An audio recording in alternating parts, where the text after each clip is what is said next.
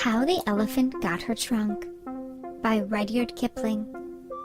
Illustrated by T.G. Chernahoy. Have you ever wondered how the elephant got a long trunk? It all started with a little elephant named Ellie, who had, instead of a trunk, a stubby nose. This didn't seem funny at the time, since that's how elephants used to look. Ellie was very inquisitive. That means she wondered about everything. One day, Ellie sat wondering about all the wonderful things she didn't understand. Just then, Aunt Ostrich trotted by. Ellie asked, "Aunt Ostrich, where did you get those long tail feathers, and why is my tail so very short?" Aunt Ostrich raised her eyebrows. "That is not a question for a young elephant. Now go do what elephants do." And off she ran, leaving a cloud of white feathers in her dust. Ellie frowned. "What's neat about elephants?" she wondered. "I can't even grow tail feathers." At dinner, Ellie asked her mother, "Mama, what does a crocodile have for dinner?" Mother Elephant stamped her big foot. "Ellie, why do you care what crocodiles eat? Please finish your dinner, dear." Ellie's ears drooped. None of her wonderings were getting any real answers. The next day, Ellie rose early and headed out on a walk to see Sir Parrot the Wiser. Once she got to the forest, she called, "Sir Parrot!" Then she tiptoed, as best as an elephant can tiptoe, through the trees, searching for the familiar old bird. "My dear Ellie, what brings you to the rainforest today, day, squawk?" asked Sir Parrot, as he swooped down from a tall tree and landed right on Ellie's head. Ellie had to cross her eyes to see her colorful friend. "Sir Parrot, I wonder about so many things that I seem to bother people," she told him sadly. Sir Parrot the Wiser cocked his head. "Squawk! I see. So you've come to bother me. What do you want to know, no? "Well," started Ellie, "why do baboons have funny faces? Do you know what crocodiles eat for dinner? Why can't I have hands like a monkey?" Sir Parrot squawked and exclaimed, "Sorry, one question a day. Ellie thought carefully about what she wondered most.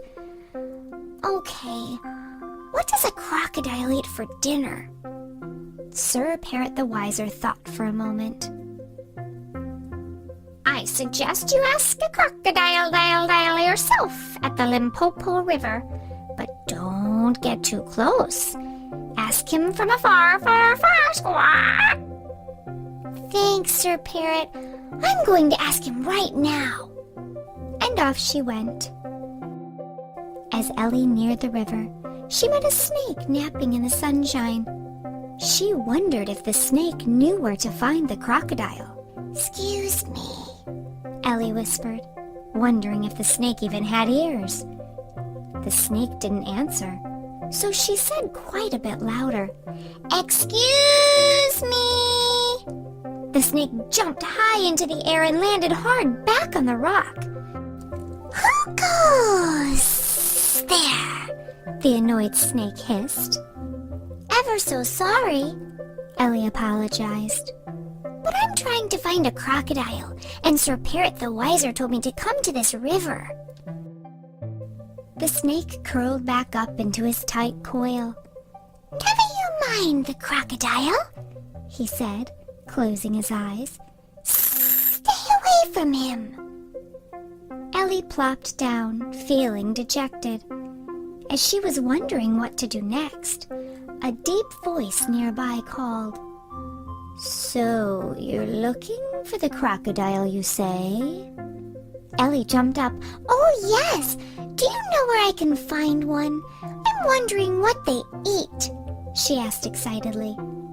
2 eyes poked out of the water, followed by a long snout with sharp teeth. "I can help you, for I am a crocodile." Ellie was so excited. "It's you! I'm so happy to meet you," Ellie said. "I've been wondering all day about what you eat."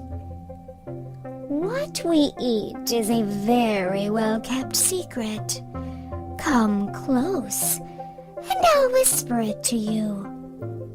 Forgetting Sir Parrot the Wiser's advice, Ellie leaned close to the crocodile's mouth, her feet sliding down the muddy bank. "Well, today I think I'll have a young elephant." And with a quick snap, the crocodile clamped his jaws over Ellie's unsuspecting, stubby little nose. "Stop it! This is not a kind thing to do." Ellie was beginning to wonder why she ever sought his wisdom in the first place. "Oh, goodness," hissed the snake. "I can't sleep with all this racket." The snake then coiled around Ellie's leg and around a tree trunk, and he pulled as hard as he could. The crocodile thrashed mightily, but the elephant and the snake working together were too strong for him. At last, he reluctantly let go and sank back into the water. "Phew!" Ellie huffed. That's when she realized her stubby nose had been stretched out very long indeed. "That's no longer a nose, my dear elephant. It seems you now have a trunk," exclaimed the snake. And so Ellie had a new and wonderful trunk. It came in quite handy to pick up food and sticks. She could also suck in water and shoot it out like a hose. She could even see Sir Parrot without crossing her eyes. While everyone chuckled at Ellie's new trunk, she was glad to have it, even if she did have to wrestle a crocodile to get it. "I wonder," thought Ellie, "why all elephants don't want one." And it turned out they did. Like Ellie, do you wonder about many things? That's great. Just make sure you ask an adult for the answers and not a crocodile. I don't think you'd like a trunk as much as Ellie does.